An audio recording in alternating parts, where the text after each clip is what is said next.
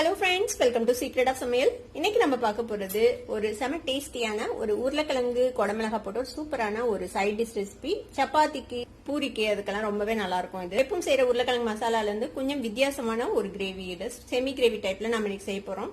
இந்த சூப்பரான side dish எப்படி செய்யறது அப்படின்னு பாக்கிறதுக்கு முன்னாடி நீங்க என்னோட சேனலுக்கு இப்பதான் முதல் முறையா வரீங்கன்னா இந்த வீடியோ கீழே இருக்கிற சப்ஸ்கிரைப் பட்டனை மறக்காம பிரஸ் பண்ணிக்கோங்க. பக்கத்துல இருக்கிற பெல் ஐக்கனை கிளிக் பண்ணி ஆளுங்கிற ஆப்ஷனை கிளிக் பண்ணிக்கோங்க.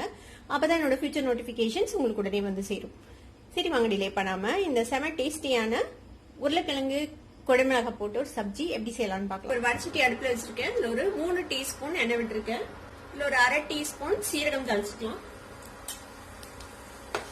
சீரகம் பொரிஞ்சதும் ஒரு மீடியம் சைஸ் வெங்காயத்தை இந்த மாதிரி பொடியை நறுக்கி வச்சுட்டு அதை சேர்த்துக்கலாம். இந்த வெங்காயத்தை இதோட வதக்கி விட்டுருங்க. வெங்காயம் ஓரளவுக்கு கோல்டன் கலர் வந்துச்சு. இப்போ இந்த ஸ்டேஜ்ல நான் ஒரு 2 மீடியம் சைஸ் உருளைக்கிழங்க தோல் நீக்கிட்டு இந்த மாதிரி டைசஸா வெட்டி வச்சிருக்கேன். இந்த உருளைக்கிழங்கு இதுல போட்டுடலாம்.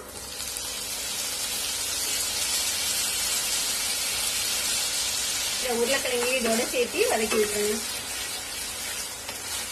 இது கூட ஒரு 1/4 டீஸ்பூன் மஞ்சள் தூள் சேர்த்துக்கலாம். இந்த உருளைக்கிழங்கு லேசா ரோஸ்ட் ஆகட்டும் இந்த எண்ணெயில, அது வரைக்கும் அதை வந்து வதக்கி விட்டுருங்க. கொஞ்ச நேரம் அப்படியே மீடியம் ஃபிளேம்ல வதங்கட்டும், அது வரைக்கும் மூடி வச்சிடலாம். நம்ம ஒரு 2 நிமிஷம் வதங்கிருக்கு இந்த எண்ணெயில. ஓபன் பண்ணி பார்க்கலாம். பாருங்க, லேசா அந்த எண்ணெயில கோட்டாக்கி நல்லா அந்த மஞ்சள் பொடி எல்லாம் சேர்ந்து நல்லா வதங்கிடுச்சு. இப்போ ஃபிளேம் லோ பண்ணி வச்சிடலாம். நம்ம இதுல 1 டீஸ்பூன் அளவுக்கு இஞ்சி பூண்டு விழுது சேர்த்துக்கலாம். இஞ்சி பூண்டு விழுது இதோட சேர்த்து வதக்கி விட்டுருங்க. இது கூட ஒரு 1/2 டீஸ்பூன் அளவுக்கு மல்லித்தூள் சேர்த்துக்கலாம். ஒரு 1/2 டீஸ்பூன் அளவுக்கு காஷ்மீர் சில்லி பவுடர் சேர்த்துறேன் நானு. காஷ்மீர் சில்லி பவுடர் இல்லைன்னா நீங்க நார்மல் சில்லி பவுடரே சேர்த்திக்கோங்க. இதையும் லேசா வதக்கி விட்டுறலாம் எண்ணெயோட சேர்த்து. இப்ப இது கூடவே நான் ஒரு பெரிய தக்காளியை இந்த மாதிரி நறுக்கி வச்சிருக்கிறேன். இந்த தக்காளியும் இதுல சேர்த்துக்கலாம்.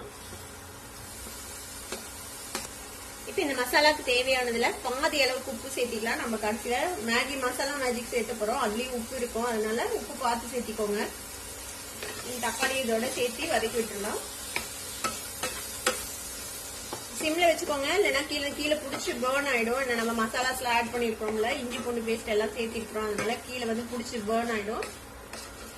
இதுல நம்ம கொஞ்சமா தண்ணி விட்டு இதை வேக வச்சுக்க போறோம். இந்த உருளைக்கிழங்கு சாஃப்ட் ஆகணும், இந்த தக்காளி வந்துட்டு கொஞ்சம் மேஷ் ஆகணும். அது வரைக்கும் நம்ம இதை வந்துட்டு வேக வச்சுக்க போறோம். ஒரு 1/2 கப் அளவுக்கு தண்ணி சேர்த்திருக்கேன் இதுல. இது மூடி வச்சிடலாம். இது வேகட்டும், நல்லா அந்த உருளைக்கிழங்கு சாஃப்ட் ஆகணும். அது வரைக்கும் வேக வச்சுக்கலாம். வெந்ததுக்கு அப்புறம் பார்க்கலாம். ஒரு 10 நிமிஷம் வெந்திருக்குது. நம்ம உருளைக்கிழங்கு போட்டு ஓபன் பண்ணி பார்க்கலாம். பாருங்க, தக்காளியும் நல்லா மேஷ் ஆயிடுச்சு. உருளைக்கிழங்கு வந்துட்டு வெந்திருக்கும். நம்ம சின்ன சின்ன பீசஸ் அதான போட்டிருக்கோம். உருளைக்கிழங்கு நல்லா வெந்திருக்கும். நம்ம செக் பண்ணிக்கலாம் உருளைக்கிழங்கு வெந்துருச்சான்னு. உருளைக்கிழங்கு நல்லா சாஃப்டா வெந்திருக்கணும். பாருங்க, நல்லா வெந்துச்சு உருளைக்கிழங்கு. இந்த கிரேவியை நீங்க வந்துட்டு ட்ரையா வேணாலும் செய்யலாம், இல்ல கொஞ்சம் கிரேவியா வேணாலும் செய்யலாம். உங்களுக்கு எந்த மாதிரி பிடிக்குமோ அந்த மாதிரி நீங்க தண்ணி அட்ஜஸ்ட் பண்ணி ஊத்திக்கோங்க. இப்ப இது கூட நான் வந்துட்டு ஒரு பெரிய குடமிளகாவை இந்த மாதிரி நறுக்கி வச்சிருக்கேன். குடமிளகாவும் அப்படிதான், நீங்க சின்னதா வேணாலும் போடலாம், பெருசா வேணாலும் போடலாம். உங்களுக்கு எப்படி சாப்பிட பிடிக்குமோ அந்த மாதிரி கட் பண்ணிக்கோங்க. நான் கொஞ்சம் ஒரு மீடியம் சைஸ்ல இந்த மாதிரி சின்ன சின்ன டைசஸா வெட்டியிருக்கேன். இப்போ இதை போட்டுடலாம். மிக்ஸ் பண்ணி விட்டுருங்க. நான் இன்னைக்கு செய்யறது ஒரு செமி கிரேவி டைப்ல செய்யறேன். ரொம்ப ட்ரையாவும் இல்லாம ரொம்ப கிரேவியாவும் இல்லாம. இது உங்களுக்கு தகுந்த மாதிரி நீங்க அட்ஜஸ்ட் பண்ணிக்கோங்க, எப்படி வேணுமோ அந்த மாதிரி. இது கூட நம்ம வந்துட்டு இந்த மேகி மசாலா மேஜிக் பவுடர் போட போறோம், மசாலா பவுடர். ஒருவேளை உங்ககிட்ட இல்ல அப்படின்னா நீங்க இதுக்கு பதிலாக கரம் மசாலா பொடி ஒரு 1/4 டீஸ்பூனோ 1/2 டீஸ்பூனோ சேர்த்திக்கோங்க. நான் இதுல இருந்து ஒரு 1/2 பேக்கெட் சேர்த்த போறேன். இதுல சேர்த்திக்கலாம். இது வந்துட்டு ஒரு ஸ்பெஷலான ஒரு டேஸ்ட் கொடுக்கும், ஒரு நல்லா இருக்கும் இதோட டேஸ்ட். நீங்க ட்ரை பண்ணி பாருங்க. ஒரு 1/2 பேக்கெட் போடுறதுல இதுல கொஞ்சம் உப்பு இருக்கும், அதனாலதான் நான் முதல்ல உப்பு கம்மியா போட்டேன். நீங்க வந்துட்டு உப்பு செக் பண்ணிக்கோங்க, தேவைப்பட்டா நீங்க வந்துட்டு சேர்த்திக்கலாம்.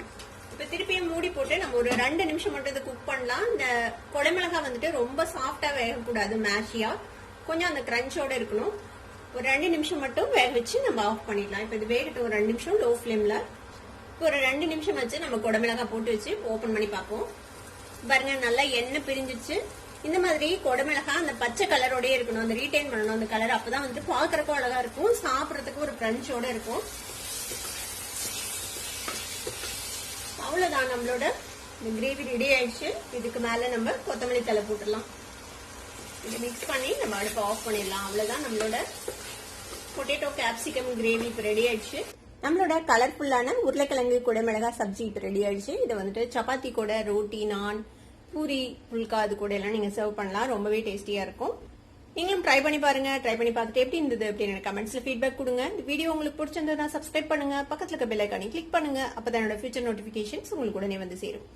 லைக் பண்ணுங்க, ஷேர் பண்ணுங்க. தேங்க்யூ ஃபார் வாட்சிங் வீடியோ வியூவர்ஸ். Bye bye.